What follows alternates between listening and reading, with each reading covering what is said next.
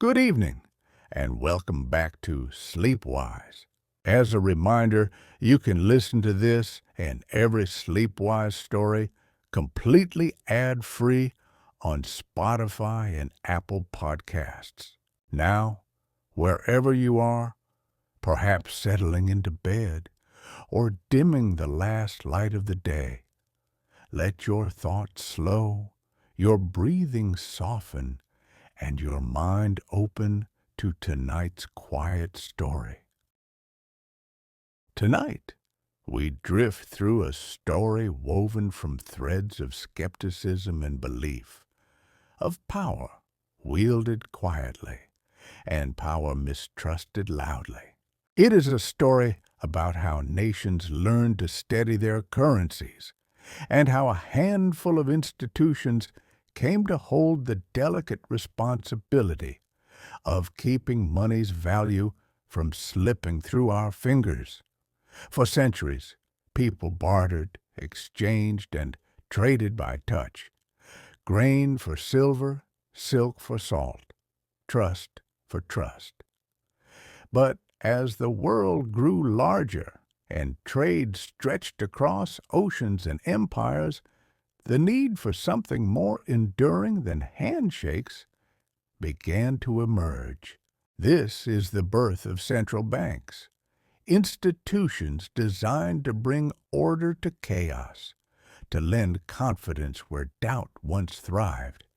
And yet, from their first days, they carried within them a quiet contradiction.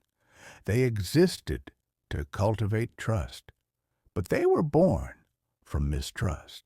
As you settle into the stillness of the night, picture a port city 4 centuries ago, Amsterdam, the hum of commerce alive beneath the pale lantern light.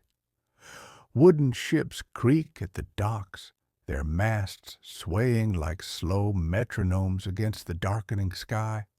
The air smells of salt, wax, and damp rope. In the narrow streets, merchants gather in taverns, voices rising and falling with the cadence of argument. They speak of cargo and coin, of ledgers and losses, of a new idea whispered among them, a city bank that might hold their gold, weigh their silver, and write their worth in neat columns of ink. Some lean forward eagerly, hands gesturing toward the promise of ease. Others shake their heads, warning of danger. Would such a bank serve the people or the powerful? Would it anchor trade or tighten the hand of rulers already heavy with taxes? Their voices blend with the clatter of mugs, the soft hiss of firewood, the rhythm of rain against leaded glass.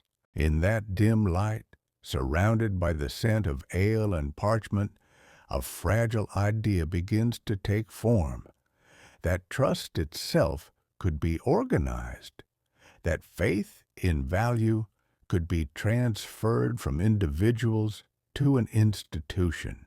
We will travel through those early days tonight, through centuries of ambition and anxiety, through revolutions and reforms.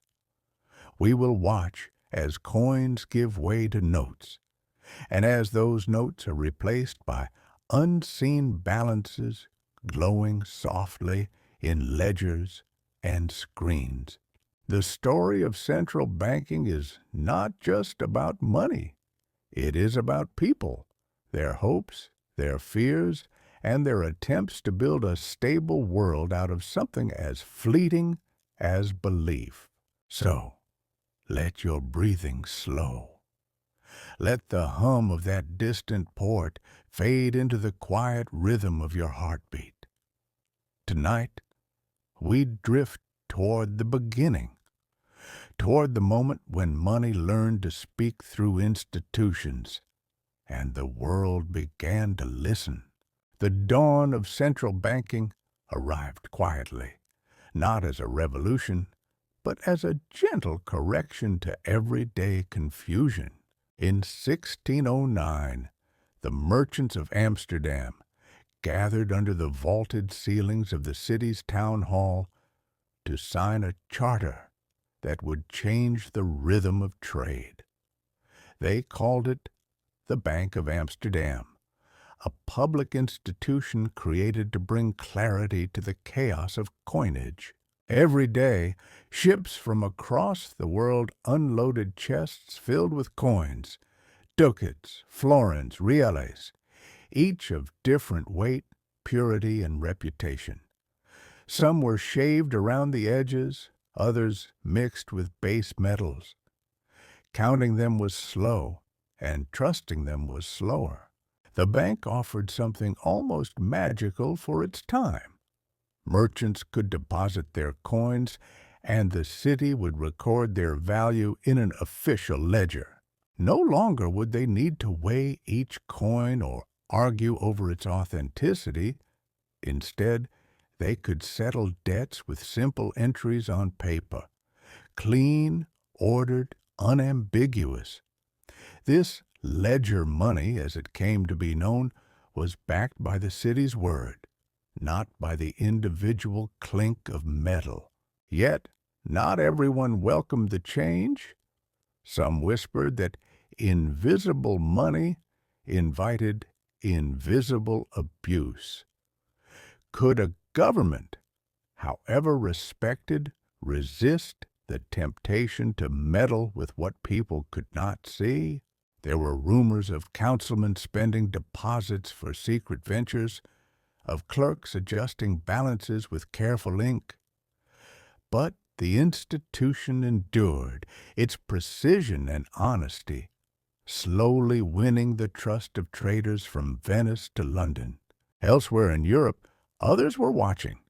In Stockholm, a small private enterprise called Stockholms Banco began issuing paper notes in 1661, the first of their kind in Europe. But speculation and overprinting drove the bank into collapse, a lesson in the fragility of promises. A few years later, Sweden's parliament recreated it as the Riksdagens Bank, the world's first true central bank, designed to serve both crown and citizen, to act as guardian rather than gambler. Then, in 1694, another nation followed suit. England, burdened by war and debt, founded the Bank of England to lend to the government in exchange for the right to issue its own notes. These notes, light as air and easier to carry than coin, became symbols of a new economy built on confidence. In coffee houses and crowded markets, Londoners debated what it meant to trust paper more than gold. Some praised the bank for giving birth to prosperity. Others muttered that it had given birth to a monster, one that could print wealth and power at will. Still, the idea spread, carried not by decree but by necessity. To trade was to trust, and to trust one needed a keeper of value, a silent hand balancing the scales between promise and payment. The story of central banking, even then, was already the story of faith disguised as arithmetic. By the 18th and 19th centuries, central banks had become both anchors and lightning rods. The Bank of England, older now and more confident, had survived wars, panics, and political intrigue. When merchants demanded gold for their notes during moments of fear, the bank often found its reserves dwindling to perilous lows. In 7 faced with another rush for gold, Parliament made a daring decision. It suspended convertibility. The bank's paper could no longer be exchanged for metal. To the public, this was alarming, a promise broken. Yet, rather than collapse, the system adapted. The paper notes continued to circulate, sustained not by gold, but by belief. Across the Channel, France was learning its own lessons. Napoleon Bonaparte, seeking to restore order after the Revolution's financial chaos, founded the Banque de France in 1800. It issued notes, stabilized prices, and lent to merchants rebuilding their shattered economy. The emperor declared that the bank would serve the nation, not his throne, but few doubted who truly held its reins. Still, the public, exhausted by years of upheaval, welcomed the calm it brought. In the United States, the same period unfolded with more turbulence. The young republic experimented twice with the national banks, the first and second banks of the United States, both of which were dismantled under waves of suspicion. Farmers saw them as instruments of the elite. Politicians portrayed them as engines of corruption.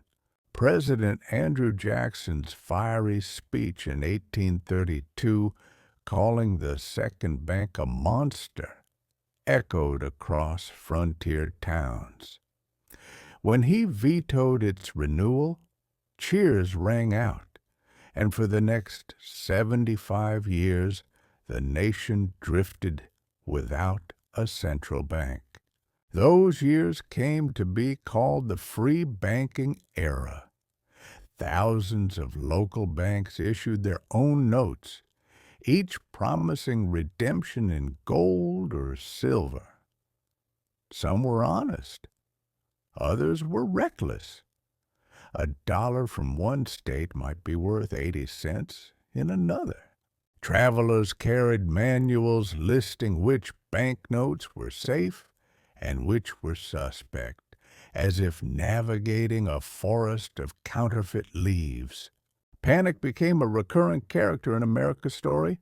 1837, 1857, 1873, each crisis born of rumor and uncertainty. Meanwhile, in Europe, central banks were slowly codifying the principles of what we now call monetary policy. To lend freely in crises, to maintain reserves, to act as the lender of last resort. In England, the economist Walter Bagehot captured this idea in his 1873 book, Lombard Street, urging central banks to lend freely at a high rate on good security. His words became scripture for future bankers, a quiet manifesto for stability through courage. Yet mistrust lingered, as it always does when money changes form. Every promise of order carried an undertone of control, every note of reassurance an echo of power. Still, through wars, panics, and revolutions, one truth persisted. Economies need faith, and faith to endure needs guardians. Without a central bank, the United States drifted through what became known as the free banking era, a period of color, ingenuity, and chaos. Each state issued its own charters. Thousands of small banks printed notes bearing their names, promising payment in gold or silver that might lie hundreds of miles away. A traveler could move from Ohio to Missouri and find that yesterday's dollars were today's curiosities.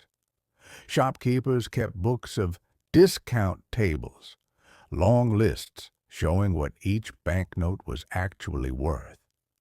A bill from New York might trade at 95 cents in Chicago, a Tennessee dollar at 70. Confidence itself had an exchange rate.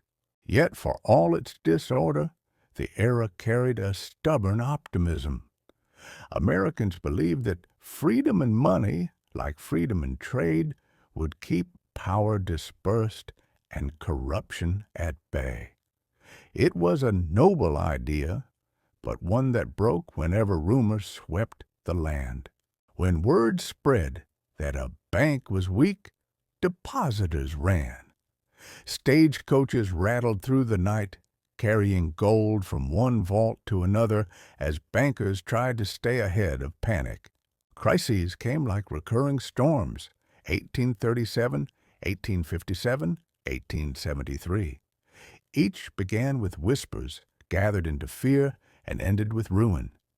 Merchants lost credit, factories fell silent, families saw their savings vanish into smoke. In the absence of a central backstop, recovery was slow and uneven. Banks failed by the hundreds. People learned that liberty without structure could be as fragile as paper left in the rain. By the early 1900s, the pattern had grown unbearable. In 1907, a failed attempt to corner the copper market sparked a nationwide panic. Crowds lined the streets outside trust companies, desperate to withdraw their funds. Inside dim offices, men whispered over telegrams as stocks crashed and confidence evaporated. Only the intervention of a few financiers, most famously J.P. Morgan, kept the system from collapse. They gathered in smoky libraries, pledging fortunes to rescue failing institutions. It worked, but it also frightened the nation. If a handful of private bankers could save the economy, then perhaps they also controlled it. The public demanded reform. The lesson of 1907 was simple and urgent. America needed a mechanism to steady credit, to lend in crisis, to turn panic into pause. Out of that anxiety, the idea of a Federal Reserve began to take shape.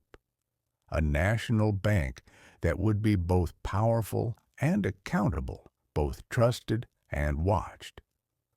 The country was ready to trade chaos for structure, rumor for rhythm, and fear for a measured hand. In the winter of 1913, after years of debate, President Woodrow Wilson signed the Federal Reserve Act into law. It was the culmination of compromise, a design stitched together from mistrust and necessity. The new system divided the nation into 12 reserve districts, each with its own regional bank, all overseen by a central board in Washington. Power was diffused by geography. New York might steer finance, but Kansas City would have a voice, too. The structure itself was a political reassurance, proof that no single hand could grasp the nation's money entirely. At first, few understood what the Federal Reserve would actually do. To farmers it sounded distant, to bankers experimental. But gradually its rhythm emerged. It would issue a uniform currency, rediscount commercial paper, and stand ready to lend when fear froze the flow of credit. It would, in theory, be the lender of last resort, the calm at the center of every storm. Yet suspicion lingered. Newspapers warned that the Fed might inflate the currency or serve Wall Street. Populists saw in its marble pillars the outlines of a new aristocracy. Pamphlets circulated claiming that the system was run by hidden consortia of bankers and foreign interests. Still, with each passing year, the institution proved its value. Regional banks stabilized local markets. The new notes were accepted from coast to coast. A merchant in Oregon could trust the same paper as a shopkeeper in Maine.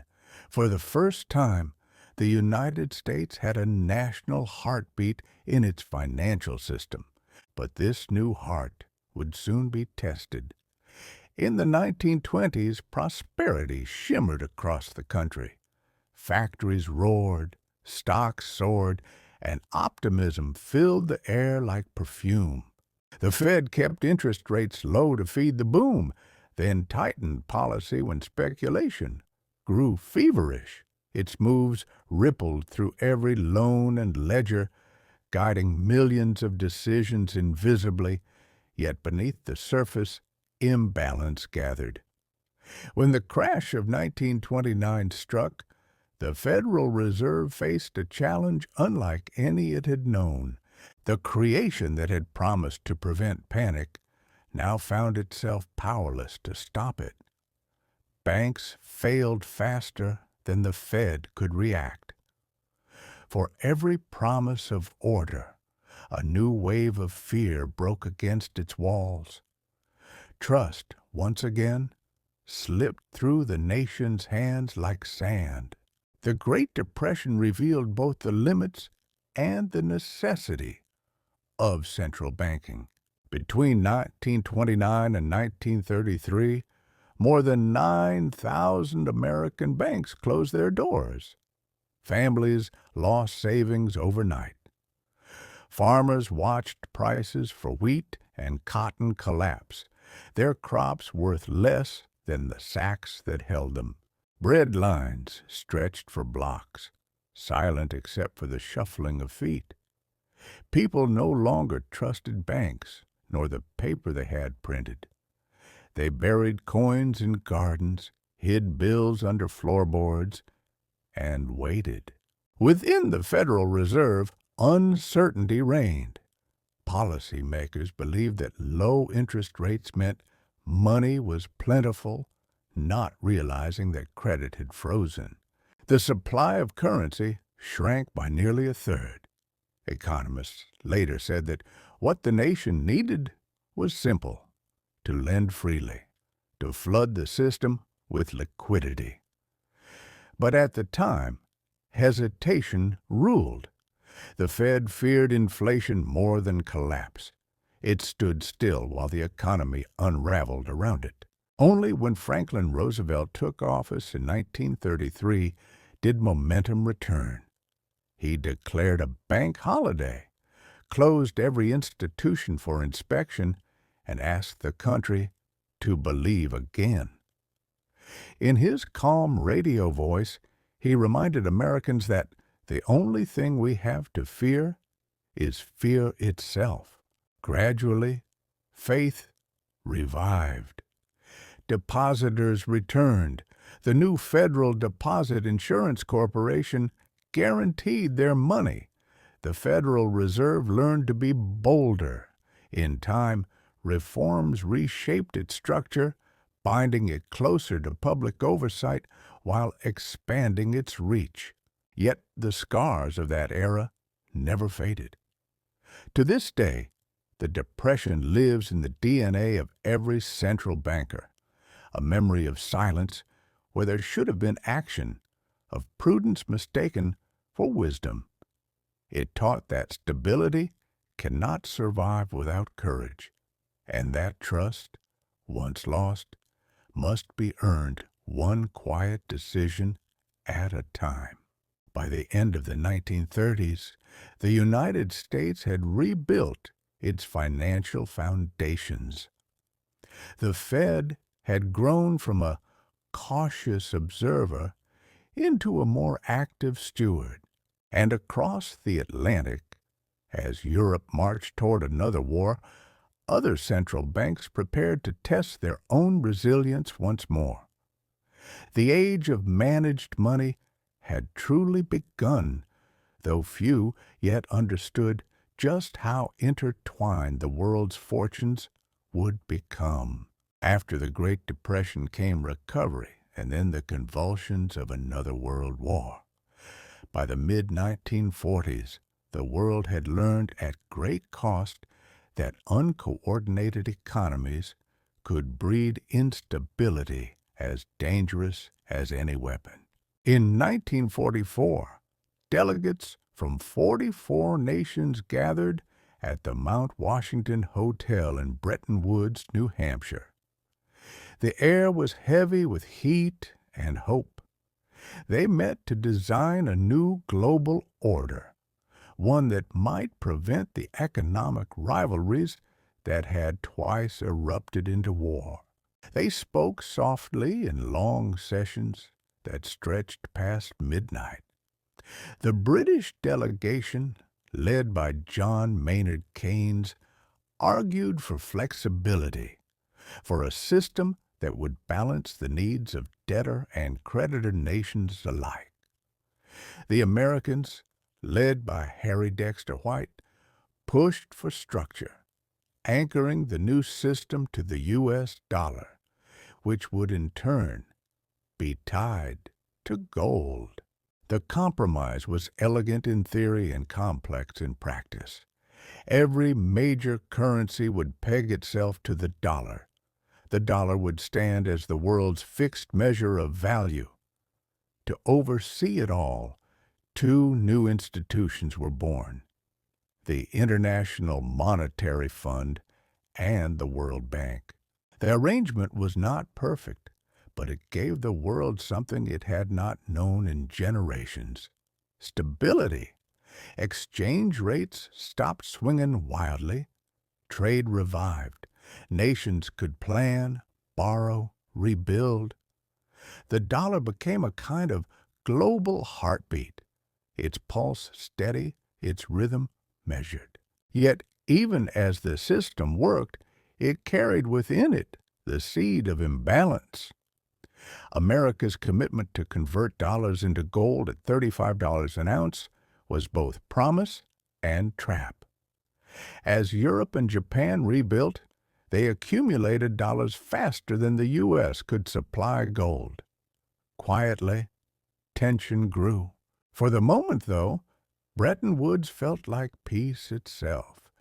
Economists called it the golden age of capitalism. Factories roared.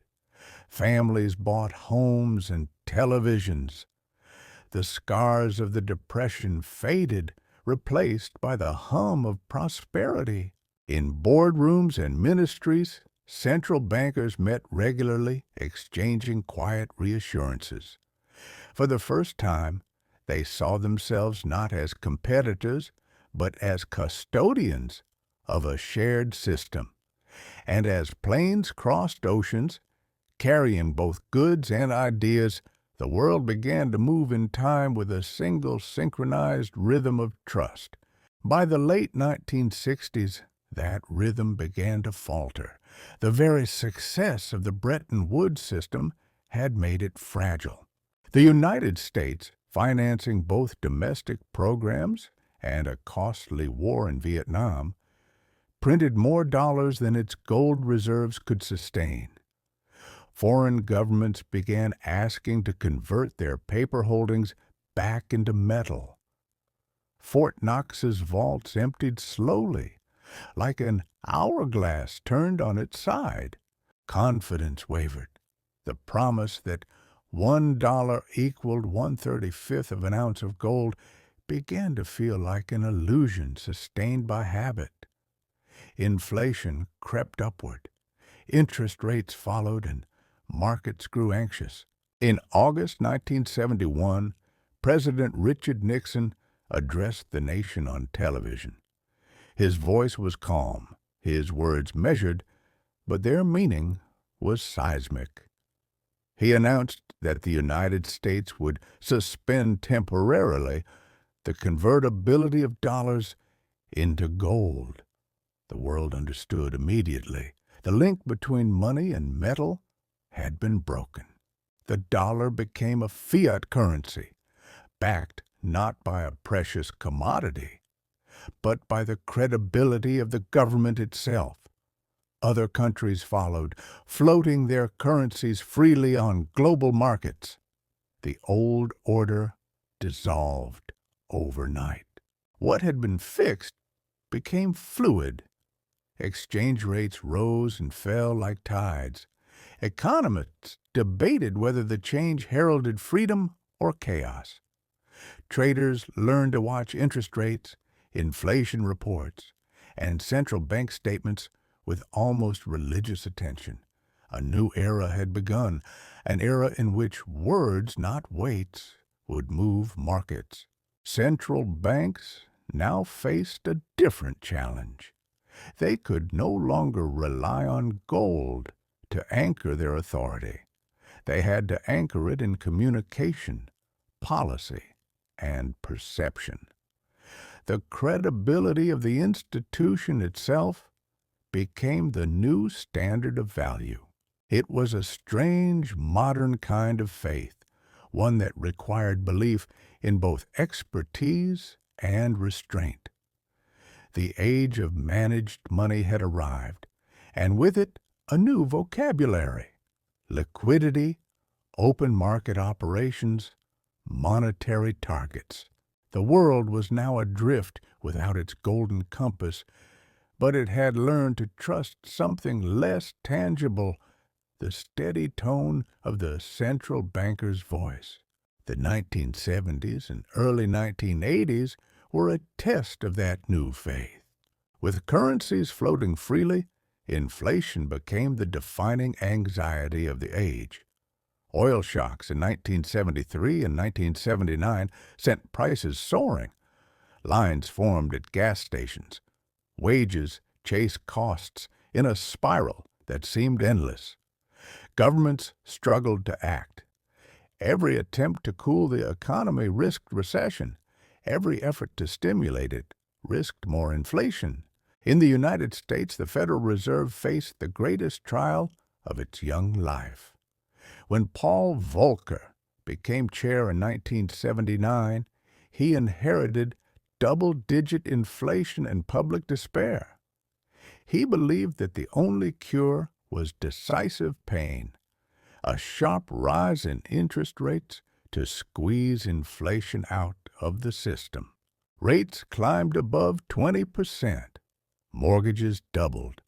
Factories closed. Farmers drove tractors to Washington in protest, circling the Fed's marble headquarters as if to remind it of the human cost of its policies. Yet Volcker remained unmoved. "The job of the central banker," he said quietly, "is to take away the punch bowl just as the party gets going." By the mid-1980s, inflation had broken. Prices stabilized. Confidence returned. But the memory of that austerity left deep marks. It proved that central banks could tame the most unruly economies, but only if they were trusted enough to endure public anger. In Europe, similar stories unfolded.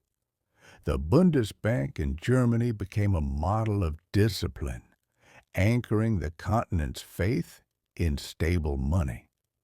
Nations began aligning their policies with its example, setting the stage for closer monetary union in decades to come. These years gave rise to the idea of central bank independence, the notion that policy should be shielded from politics, free to act in the long-term interest of stability. It was a pragmatic conclusion, born of pain. Short-term popularity could not sustain the value of money. By the close of the century's first great experiment with fiat currency, a lesson had crystallized across continents. Without trust, money drifts. And trust, fragile as breath, must be renewed every day through action, clarity, and calm. It was not gold or law that steadied modern economies, but the quiet authority of those who understood the weight of silence between words. By the mid-1980s, the world's economies had stabilized, but their currencies had begun to drift in unpredictable ways. The dollar, buoyed by high interest rates and America's growing influence, rose to levels that strained exporters and widened global imbalances. Factories in Europe and Japan struggled to compete. Something had to change. In September 1985, finance ministers and central bank governors from 5 major nations The United States, Japan, West Germany, France, and the United Kingdom gathered at the Plaza Hotel in New York. Behind thick drapes and closed doors, they agreed on a coordinated plan to bring the dollar down. It became known as the Plaza Accord. The goal was modest: sell dollars, buy other currencies, and restore balance. But the symbolism was immense. It marked a moment when central banks, long confined to domestic duties, began to act as a global chorus. For a brief time, harmony followed. Exchange rates adjusted, trade stabilized, and markets sighed with relief. Yet success bred new challenges. The dollar soon weakened too much, threatening to tip the balance in the opposite direction. 2 years later, another meeting, the Louvre Accord, sought to halt the slide, reaffirming cooperation and communication among the world's leading central banks. To the public, these agreements sounded technical, even dull. But beneath their language of parity and coordination was something more profound, an early form of collective trust. No longer were central banks solitary guardians of national interests. They were partners in maintaining the delicate web of international finance. Their unity was quiet but powerful, stitched together by phone calls, conferences, and the shared understanding that a misstep in one capital could ripple through the world. Still, skepticism lingered. Some critics called it manipulation, arguing that free markets should determine currency values. Others feared that cooperation among elites, unseen and unaccountable, would drift into collusion. Yet for those who watched closely, the accords signaled an evolution, the recognition that global stability required global stewardship. When traders woke each morning, they scanned not only charts and interest rates, but also communiques, the soft, deliberate words of central bankers whose tone could move billions. Monetary diplomacy had entered the modern age, not with fanfare, but with a quiet nod between those who understood that balance was both art and duty. The years that followed carried Europe toward a dream, the creation of a single currency. For decades, nations across the continent had grown increasingly intertwined through trade and treaty. The European Economic Community, born from the ruins of war, sought peace through integration. Shared markets demanded shared stability. Yet each nation's central bank beat to a different rhythm. The Bundesbank in Germany set its policies with an almost ascetic discipline, while others struggled to keep pace. The result was a continent bound by commerce but divided by currency. In 1992, 12 nations signed the Maastricht Treaty, laying the foundation for the euro. It would not simply be a new unit of money, it would be a symbol of unity, proof that former rivals could share sovereignty without losing identity. Over the next 7 years, officials designed institutions, harmonized inflation targets, and debated endlessly over details as small as coin design. In 1999, the euro was born electronically, a currency without paper or coin, circulating only through bank accounts and screens. 3 years later, euro notes and coins entered the hands of 300 million people. For the first time in history, a collection of independent states surrendered their monetary power to a single institution, the European Central Bank. The moment was both triumph and test. The euro promised lower transaction costs, deeper integration, and collective strength. Yet it also demanded trust that nations would follow the same fiscal discipline, that one member's crisis would not become all members' burden. For a while, that faith held. The new notes, marked with arches and bridges, passed smoothly from Lisbon to Helsinki, from Rome to Dublin. But unity has a price. When the global financial crisis struck in 2008, the euro's structure was exposed. Nations like Greece and Portugal found themselves trapped between solidarity and austerity. They could not devalue their currencies to recover. They could only tighten belts. Protests filled city squares. Bond yields spiked. The European Central Bank, cautious and young, faced its own trial of credibility. Yet, even through turmoil, the dream endured. The euro survived its baptism by fire. It proved that shared trust, once tested, can bend but not always break. Beneath its stars and arches lay an idea older than any treaty, that faith, collective and fragile, could hold nations together when nothing else could. The early years of the 21st century brought new prosperity, but also new illusions. Easy credit flowed across borders like water. Housing prices rose, debt piled higher, and balance sheets shimmered with confidence.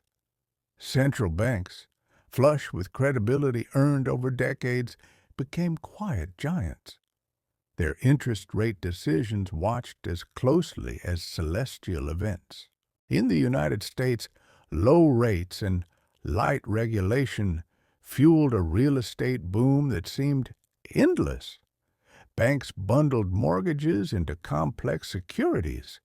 Investors around the world bought them, trusting in mathematical models that promised safety. Across Europe, capital flooded into smaller economies seeking yield. The global financial system hummed like a machine running too smoothly to be safe. Then in 2007, the gears began to seize. Subprime loans defaulted, markets froze. One by one, pillars of finance collapsed. Bear Stearns, Lehman Brothers, Northern Rock. The modern world, built on credit and confidence, trembled. Central banks responded with tools once thought unimaginable. The Federal Reserve slashed rates to near zero, lending directly to banks and even corporations. The European Central Bank and the Bank of England followed suit. When interest rates alone proved insufficient, they began quantitative easing, buying government bonds to inject money into the economy. What had once been academic theory became emergency practice. For a time, it felt as though the entire financial system rested on a handful of late-night conference calls between central bankers. Liquidity programs were crafted like lifelines. Swap lines linked continents. In Tokyo, Frankfurt, London, and Washington, governors moved in cautious harmony, their words as weighted as their actions. Critics called it favoritism toward the wealthy, rescuing banks while leaving households adrift. Supporters countered that, without such intervention, the collapse would have consumed everyone. Both were right, in their own ways. Trust was saved, but not without scars. By the early 2010s, economies began to recover, but a new narrative took hold, that central banks had become too powerful, too political, too necessary to fail. Their credibility, once earned through restraint, now rested on constant reassurance. The crisis had redefined their role from guardians of stability to architects of survival, proving both their indispensability and their fragility. And as the world exhaled, it wondered quietly whether this new balance, sustained by faith in unseen hands, could endure another storm. By the middle of the 2010s, the world had recovered its footing, but the landscape of trust looked different. Central banks had become both heroes and targets. Their rapid interventions had saved economies, yet those same actions left many uneasy. Interest rates sat near zero for years, distorting savings and investment alike. Asset prices climbed. Inequality widened. To some, central bankers seemed like magicians who had discovered how to conjure growth from numbers. To others, they looked like sorcerers meddling with forces beyond control. Independence, once their proudest shield, began to draw scrutiny. Politicians demanded accountability. Protesters marched outside marble buildings carrying signs that read, "We are the 99%." Social media echoed with questions that were once confined to academic journals. Who gave these unelected technocrats such power? How could so few voices steer the destiny of millions? Inside those institutions, the tone grew more reflective. Governors who had spent careers speaking in coded language began to speak plainly. They held town halls, visited schools, explained policies in simple metaphors. The task was not only to manage money, but to mend understanding. In parallel, central banks started exploring uncharted territory. They experimented with negative interest rates, where depositors paid banks to hold their funds, an idea once thought impossible. They expanded their toolkits to include forward guidance and large-scale asset purchases.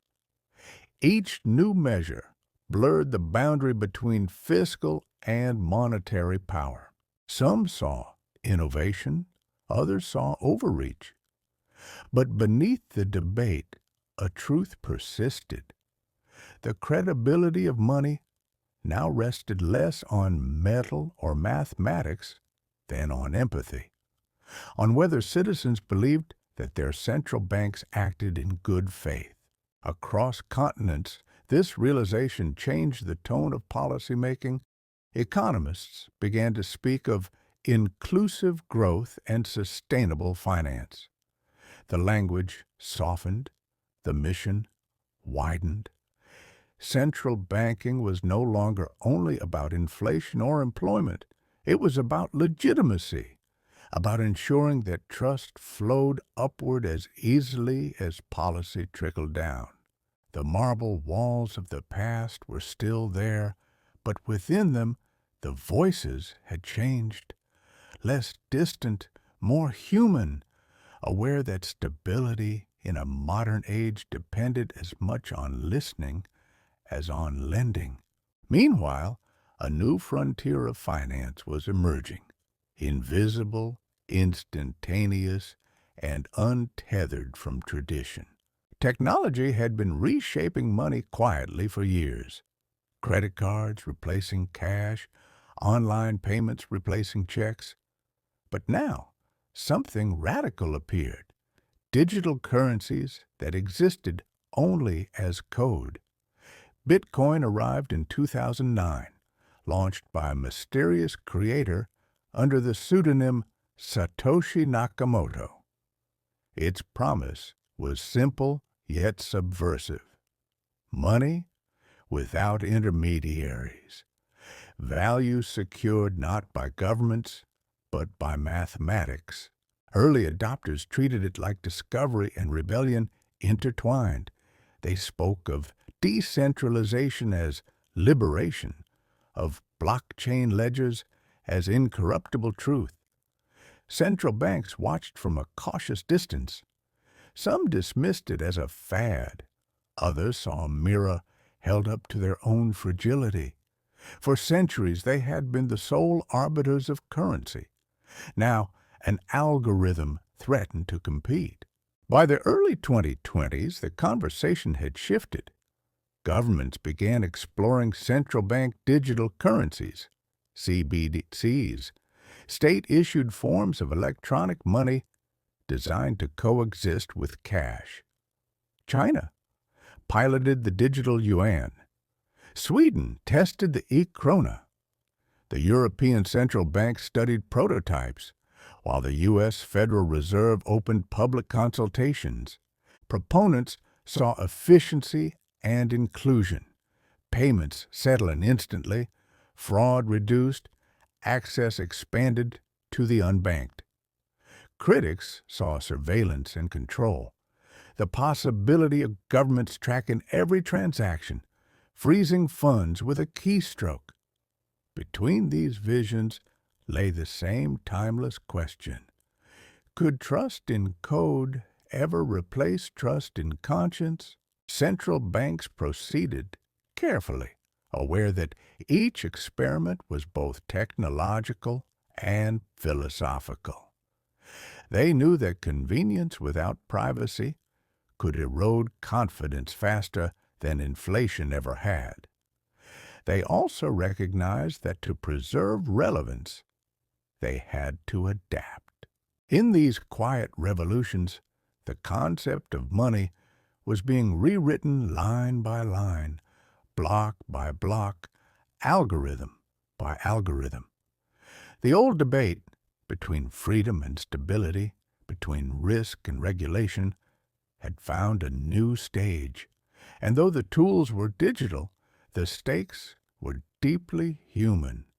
The enduring balance between innovation and assurance, between the rush of progress and the slow heartbeat of trust. Yet, even as technology advanced, a quieter challenge pressed upon every institution: the erosion of collective faith. Populist movements surged across continents, fueled by frustration with inequality and the perception that elites, financial and political, lived by different rules. Central banks, once invisible to most citizens, became symbols of that divide. In parliaments and on social platforms, their policies were dissected, doubted, and sometimes distorted. Inside the institutions, humility began to replace certainty. Economists spoke less of models and more of people. Research departments studied how households felt about inflation, not just how they measured it. The idea of monetary transmission expanded to include psychology, narrative, and emotion. Trust, they realized, was not an equation. It was a story retold each day through transparency and fairness. Some central banks responded with sweeping transparency initiatives. They published plain language summaries of decisions, held open press conferences, and even released podcasts explaining policy.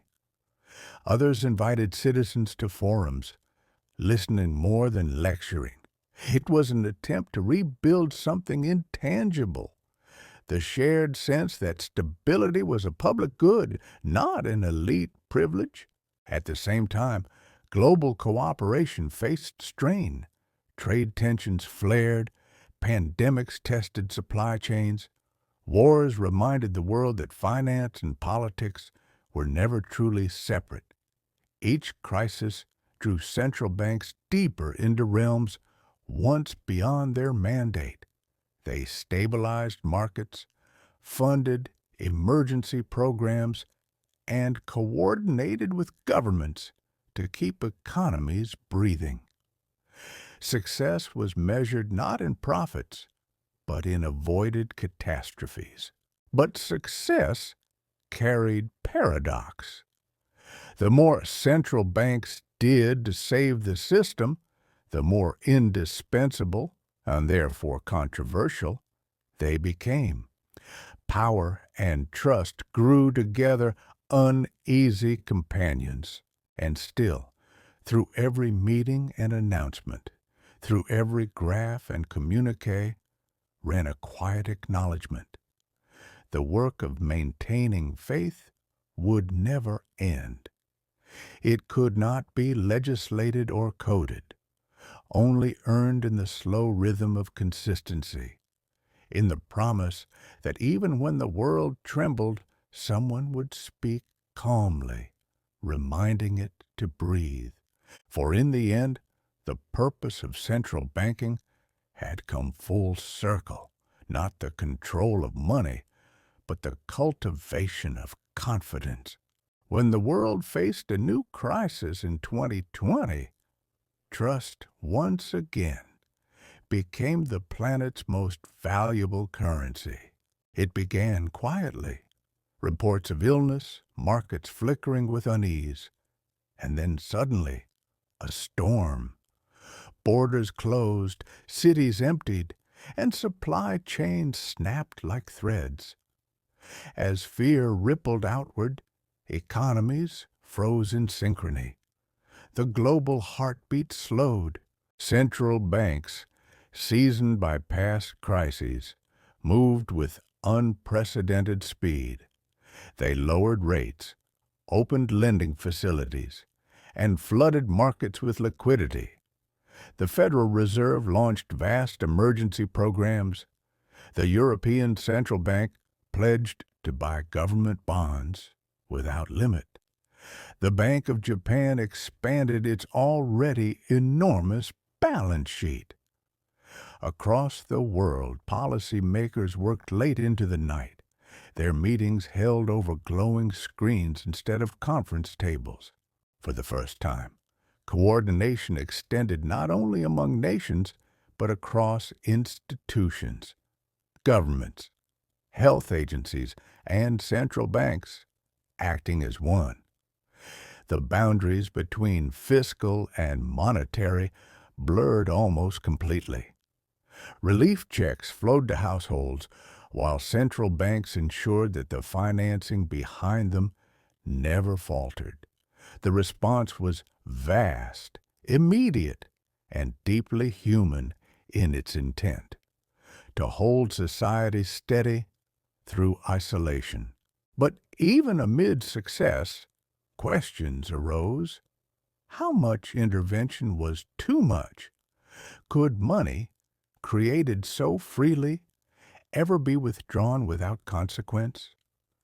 The old anxiety returned, that in saving the system might grow dependent on its saviors.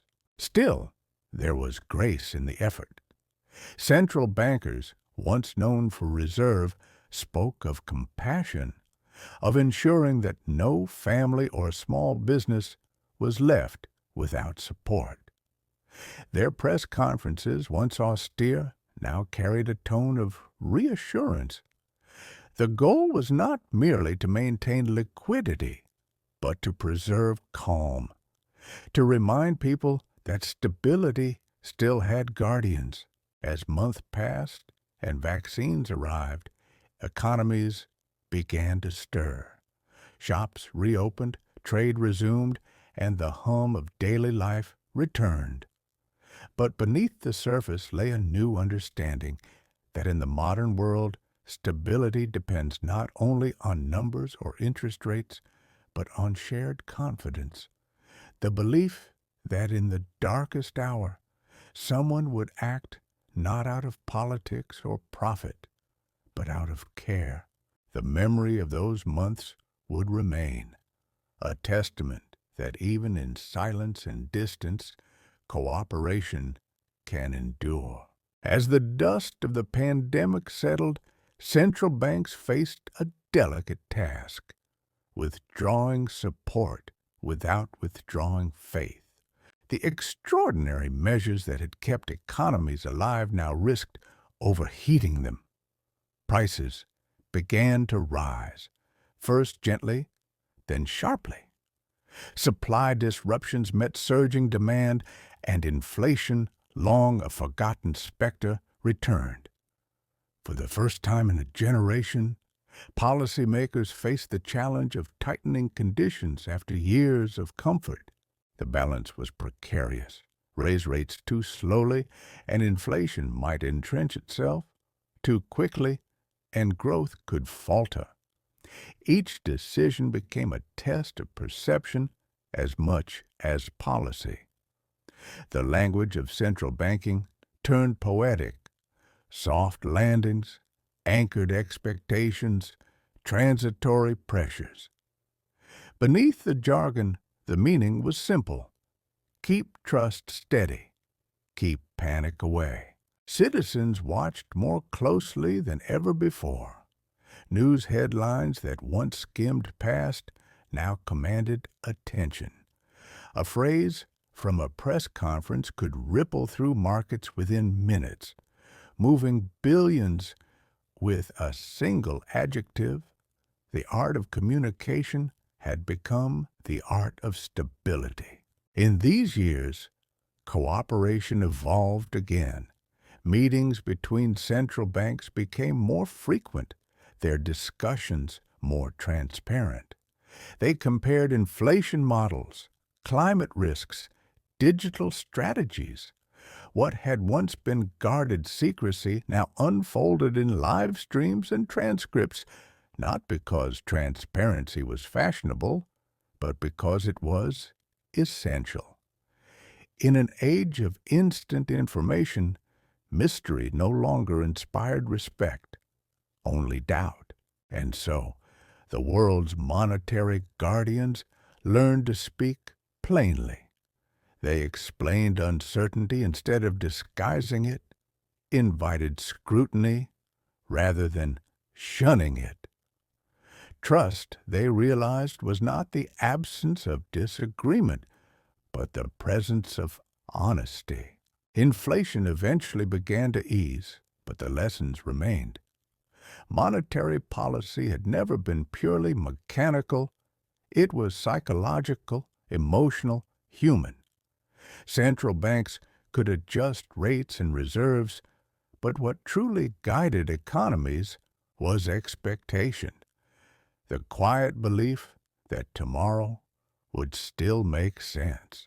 In that sense, their mission was not to command, but to reassure. Stability, after all, is not enforced. It is felt. In the quiet years that followed, reflection returned. Economists, scholars, and citizens alike began to ask what it truly meant to trust. For centuries, gold had symbolized permanence. Later, law and institutions replaced it. But now, in a digital and divided world, what anchored faith and value? Central bankers pondered these questions not in speeches, but in silences, in the moments between meetings, in the pauses between policy statements. They knew that their authority was no longer drawn solely from expertise, but from empathy. In an age of algorithms, human judgment had become the last reassurance. Some began exploring new frameworks, weaving social and environmental sustainability into the definition of stability. Others studied behavioral economics, recognizing that fear and hope could shift markets faster than any interest rate. The boundaries of central banking expanded beyond the measurable into the emotional. At the same time, old debates resurfaced. Critics argued that central banks had accumulated too much power, shaping entire economies without democratic mandate. Supporters countered that such power was the cost of vigilance, that modern complexity required steady, unelected hands. Both sides agreed on one thing. Trust could no longer be assumed. It had to be renewed continually. And so, institutions that once spoke rarely began to listen often. They invited voices from academia, from activism, from ordinary households. They published plain explanations, answered questions online, and even participated in podcasts, an act unthinkable in the austere halls of the 20th century. The marble had softened, the echo replaced by dialogue. Perhaps that was the final evolution of money's stewards, not as masters of markets, but as mediators of meaning. Their work was still technical, still precise, yet increasingly human. They understood that numbers could express policies, but not purpose. And so, as the world faced new uncertainties, climate change, digital revolutions, shifting geopolitics, the role of the central bank became not only to measure risk, but to embody calm, to show in its tone and patience that trust is not a relic of gold, but a renewable resource, one earned daily, quietly, and in good faith. And now, as our long journey reaches its quiet end, we look back at the strange and fragile thread that has carried humanity from the clink of coins to the hum of servers. What began in candlelit taverns and crowded counting houses has become an intricate global web of trust, woven through policy meetings, data streams, and whispered words of reassurance. Each century has reshaped the same simple promise, that value can be believed, that credit can be extended, that the future can be imagined with confidence. Central banks, for all their complexity and ceremony, are reflections of this promise. They are not guardians of gold or paper, but custodians of belief. Belief that commerce will continue, that wages will hold meaning, that tomorrow will be measurable. Their true currency is not money, but steadiness, a tone of voice that calms, a signal that steadies hands on trembling ledgers. From the first ledgers of Amsterdam to the glowing screens of today's digital vaults, the essence has not changed.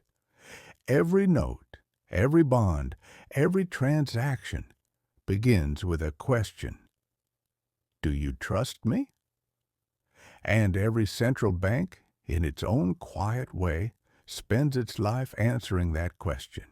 Their history is written not only in policies, but in pauses, in the silences between crises when calm feels ordinary and thus invisible.